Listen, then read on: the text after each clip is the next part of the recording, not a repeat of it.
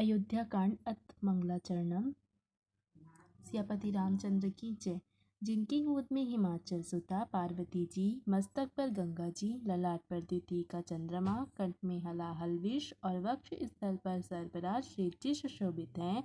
वे भस्म से विभूषित देवताओं में श्रेष्ठ सर्वेश्वर, संहार करता या भक्तों के पाप नाशक, सर्वव्यापक, कल्याण रूपी चंद्रमा के समान शुभ्रवर्ण श्री शंकर जी सदा मेरी रक्षा करे। रघुकुल को आनंद प्रदान करने वाले श्री रामचंद्र जी के मुखारविंद की जो शोभा राज्य अभिषेक से अर्थात राज्याभिषेक की बात सुनकर ना तो प्रसन्नता को प्राप्त हुई और ना वनवास के दुख से मलिन ही हुई, वह मुख कमल की छवि मेरे लिए सदा सुंदर मंगलों को देने वाली हो।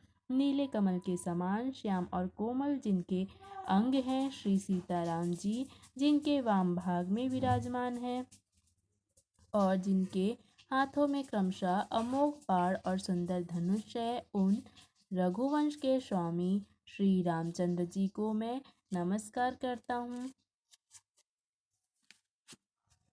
श्री गुरु जी के चरण कमलों की रज से अपने मन रूपी दर्पण को साफ करके मैं श्री रघुनाथ जी के उस स्वच्छ यश का वर्णन करता हूँ जो चारों फलों को धर्म अर्थ काम मोक्ष को देने वाला है।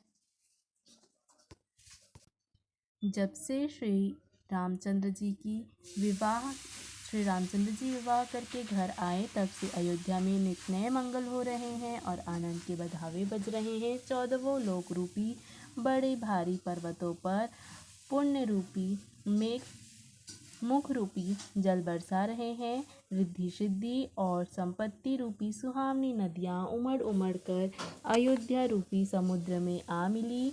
नगर के स्त्री पुरुष अच्छी जाति के मड़ियों के समूह हैं जो सब प्रकार से पवित्र, अमूल्य और सुंदर हैं।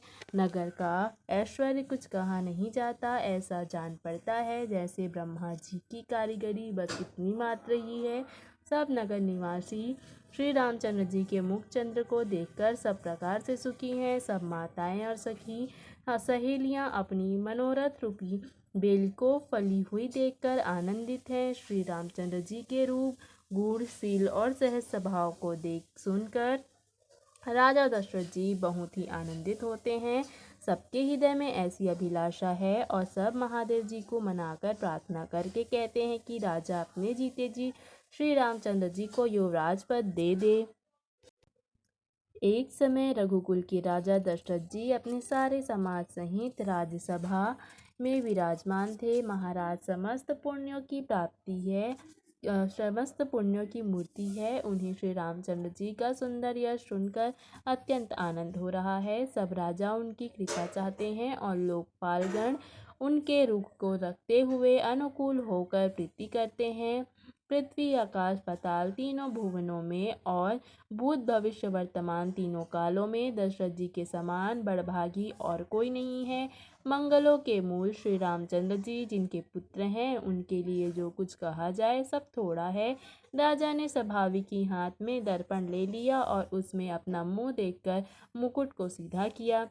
देखा कि कानों के इर्द गिर्द बाल सफेद हो गए हैं, मानो बुढ़ापा ऐसा उपदेश कर रहा है कि हे राजन, श्री रामचंद्र जी को युवराज पद देकर अपने जीवन और जन्म का लाभ क्यों नहीं लेते। हृदय में यह विचार लाकर युवराज पद देने का निश्चय कर राजा दशरथ जी ने शुभ दिन और सुंदर समय पाकर प्रेम से पुलकित शरीर को आनंद मग्न मन से उसे गुरु वशिष्ठ जी को जाकर सुनाया। राजा ने कहा, हे मुनिराज सुनिए, श्री रामचंद्र अब सब प्रकार से सब योग्य हो गए हैं। सेवक, मंत्री, सब नगर निवासी और जो हमारे शत्रु मित्र या उदासीन हैं, सभी को श्री रामचंद्र वैसे ही प्रिय हैं जैसे वे मुझको हैं।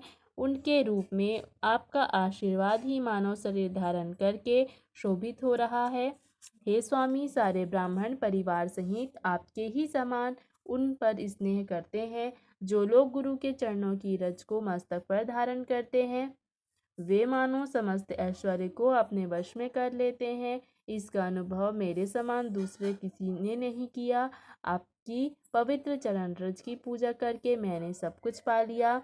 अब तो मेरे मन में एक ही अभिलाषा है, हे नाथ, वह भी आप ही के अनुग्रह से पूरी होगी। राजा का सहज प्रेम देखकर मुनि ने प्रसन्न होकर कहा, नरेश, आज्ञा दीजिए, कहिए क्या अभिलाषा है।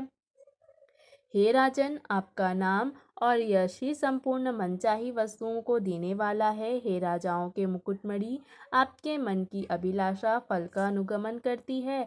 अपने मन में गुरुजी को सब प्रकार से प्रसन्न समझकर हर्षित होकर राजा कोमल वाणी से बोले, हे नाथ, श्री रामचंद्र को युवराज कीजिए, कृपा करके कहिए, आज्ञा दीजिए तो तैयारी की जाए।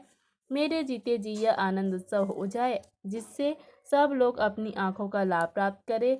प्रभु, आपके प्रसाद से शिवजी ने सब कुछ निभा दिया, अर्थात सब इच्छाएं पूर्ण कर दी। केवल यही एक लालसा मन में रह गई। यह लालसा के पूर्ण हो जाने पर फिर सोच नहीं, शरीर रहे या चला जाए, जिससे मुझे पीछे पछतावा न हो। दशरथ जी के मंगल और आनंद के मूल सुंदर वचन सुनकर मुनि मन में बहुत प्रसन्न हुए। वशिष्ठ जी ने कहा, हे राजन, जिनसे विमुख होकर लोग पछता